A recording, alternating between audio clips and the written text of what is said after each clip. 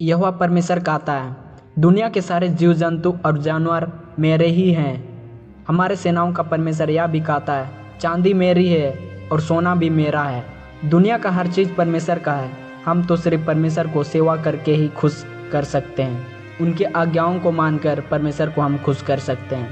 परमेश्वर हम सबों को ज़बरदस्ती ये नहीं कहता है कि हम सबों को परमेश्वर की आज्ञाओं को मानना ही होगा, उनके बातों के अनुसार चलना ही होगा। ऐसा हम सबों को ज़बरदस्ती नहीं करता है। हम परमेश्वर को अपनी मर्जी से सेवा कर सकते हैं। हम इसलिए परमेश्वर की सेवा करते हैं, उनकी आज्ञा अनुसार चलते हैं, ताकि हमें अच्छे जीवन प्राप्त हो सके, आनंद जीवन प्राप्त हो सके। परमेश्वर चाहता तो हम सबों को रोबोट मशीन की तरह बना सकता था, तब हम वही काम करते जो हमारा परमेश्वर यहोवा चाहता। लेकिन परमेश्वर ने ऐसा नहीं किया, क्योंकि हम रोबोट जैसा रहते तो परमेश्वर जो चाहता हम वही काम करने शुरू हो जाते, और ऐसा होता तो हम सबों से परमेश्वर बोर हो जाता। जैसे बच्चे अपने खिलौना से बोर हो जाते हैं, उसी तरह। और परमेश्वर ऐसा हम सबों से नहीं चाहता है। परमेश्वर चाहता है कि हम उसकी सेवा इसलिए करें क्योंकि हम उससे प्रेम करते हैं, क्योंकि हमें जीवन दिया है, इसीलिए हम उसकी आज्ञा अनुसार जीवन व्यतीत करना चाहते हैं। जब हम अपनी मर्जी से स्वर्ग में रहने वाले अपने पिता की आज्ञा मानते हैं, उनकी आज्ञाओं को मानते हैं, तो परमेश्वर को बहुत ही अच्छा लगता है। तब परमेश्वर कहते हैं, ये सब मेरी संतान है, मेरी प्रजा है।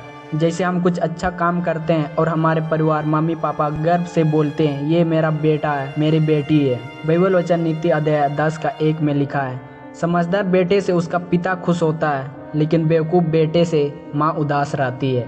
जब हम कुछ गलत काम करते हैं तो हमारे माता पिता को भी अच्छा नहीं लगता है। उसी तरह हम परमेश्वर के आज्ञाओं के विरुद्ध चलते हैं तो परमेश्वर को बुरा लगता है। नीति वचन 27:11 में परमेश्वर यह भी हमसे कहता है, हे मेरे पुत्र, बुद्धिमान होकर मेरा मन आनंदित कर, तब मैं अपने निंदा करने वालों को उत्तर दे सकूंगा। इस वचन में हमें बताता है, जब हमारा कोई मजाक उड़ाता है, तुम उस काम को नहीं कर पाओगे। तुम परमेश्वर के सच्चे सेवक नहीं हो। तुम्हें परमेश्वर पर विश्वास करने से कुछ लाभ नहीं मिलेगा। ऐसा बोलने वालों को परमेश्वर अच्छी तरह से उत्तर दे सके, उन सबों को अपना शक्ति दिखा सके, जैसा आयुब के साथ शैतान किया। हमें आयुब के जैसा परमेश्वर के विश्वास में मजबूत रहना है, वफादार रहना पड़ेगा, तब परमेश्वर हमसे खुश रहेंगे। जब शैतान आयुब के गाय बैलों को चोरी कराया, भेड़ों को और उनको देखभाल करने वाले चरवाहों पर बिजली गिराई और वे सब मर गए, फिर भी आयुब परमेश्वर का उपासना करता रहा। फिर शैतान आंधी तूफानों के माध्यम से आयुब के 10 बच्चों को मार डाला। फिर भी इतना सब होने के बाद भी आयुब परमेश्वर यहोवा का उपासना करता रहा। उस समय परमेश्वर शैतान से कहता, देख आयुब अब भी मेरा सच्चा वफादार है।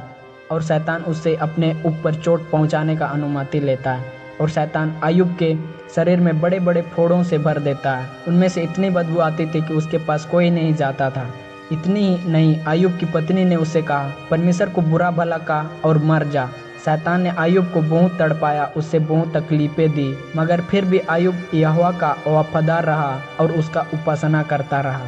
इसीलिए हमें भी परमेश्वर की स्तुति करना चाहिए और हमेशा धन्यवाद करते रहना चाहिए, ताकि परमेश्वर हम सबों से खुश हो सके। और ये हम लोगों के लिए ही अच्छा है, ये उचित भी है। हमेशा परमेश्वर का स्तुति करना है, हमेशा यीशु पर ध्यान रखना है, प्रार्थना करना है, बाइबल वचनों को पढ़ना है, ताकि हमें अच्छी शिक्षा मिल सके, अच्छी जीवन मिल सके, शांति और उपचार मिल सके। जैसे यीशु कहता है, तुम्हें मुझसे शांति मिलेगी, क्योंकि परमेश्वर कहता है यूहन्ना अध्याय 15:11 में, मेरा आनंद तुम में बना रहे और तुम्हारा आनंद पूरा हो जाए। परमेश्वर का वचन और सत्य को समझने और पवित्र जीवन जीने का सबसे अच्छा स्रोत है। आमीन।